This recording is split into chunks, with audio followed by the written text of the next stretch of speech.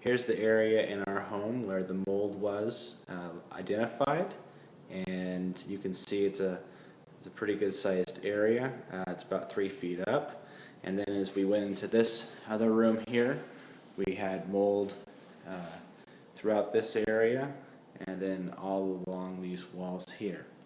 Now the first thing you want to do when you discover mold in your home is not panic, very important, and make sure that you do not contact your insurance agency unless you have a very good claim.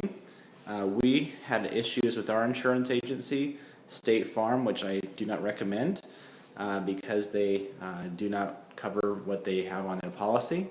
Anyways, make sure before you go ahead with your insurance agency to actually know what it is that you have coverage for. So that's the first step.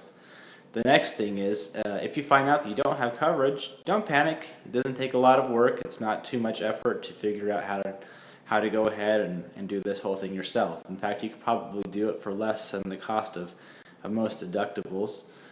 So here's the steps. What you want to do is you want to seal off your room. Pretty easy to do. Just get yourself some plastic like this, 6mm plastic. You can get it at the Lowe's or the Home Depot or any of your local hardware stores. And then you can see here I've sealed off this room with this, and I've actually installed this little zipper so you can easily enter and exit the room.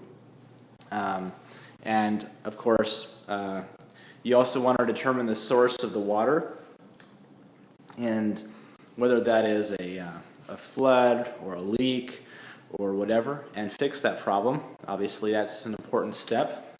Remove any of the areas, anything that was water damaged. So as you can see, we've removed some flooring in here. We've also removed the flooring in here. We've removed some tack strips. We've also removed the baseboard along these walls, as you can see, because they were water damaged. So all the baseboards have been removed. And then you go ahead and take yourself a cut along any of the areas in the wall that have damage.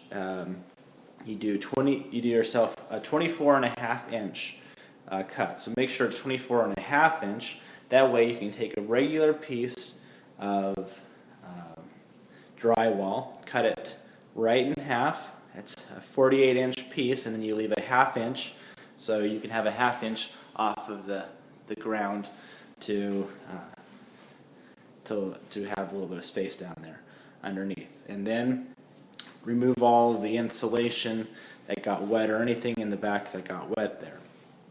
Then make sure you dry it out. So you may need some dehumidifiers, or in our case we just left it open, and in this case it was long enough that it dried out.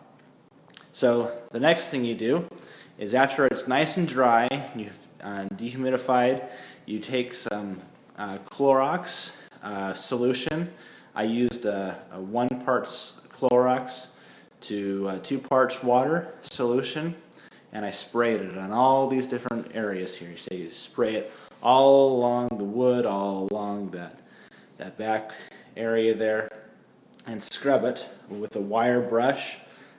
You can sand it as well, whatever you need to do to go ahead and clean that up. So go ahead and take that wire brush and that area and sand it all out, and then you can put on there some antimicrobial. They sell all this stuff in Lowe's and Home Depot and all the other department stores that you can just get an anti-mold, antimicrobial, or what we did was we got some Olympic Water Seal, anti-mildew, anti-mold, and we just sealed up all this wood.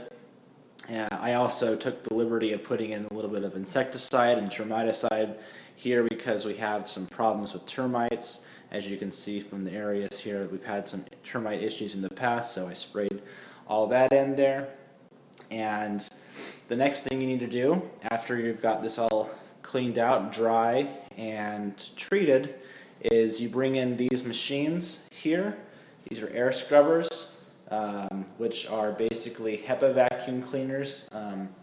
air filters that they just scrub the air. You can get these, and most abatement companies will rent these to you, or will let you borrow them for a few days. Just get one of these things here, turn it on, let it run. Usually you want to do this about 48 hours, maybe 72 hours, just depending on how much mold you have, how much space you have in this room, so forth and so on. And once that's all done, then the next thing you do is you just get yourself a mold test. So you go ahead and get the mold test, and from a local company or whoever is doing mold remediation testing in your area, they will come through, they will certify that the mold is gone. They'll do an air sample. What the steps are is they come in here, they'll do a test to see what the moisture is in the wood and on the wall, and if it's lower than their threshold, which is about 17%, if it's below that threshold, then they also look for debris and dust. You can see I've cleaned the floor off pretty well. I've cleaned the areas up pretty well, and then they'll do the air sample test, and the air sample will determine whether you have spores still in the air and what kinds of spores you have in the air. And if you pass that test and you get certified that there are no more problems here, next thing you do is you pop the new insulation in there, you screw on your boards and your drywood there, and you're back in business. And it's that simple. So it does take a little bit of effort, but if you have the time and you have the ability, I recommend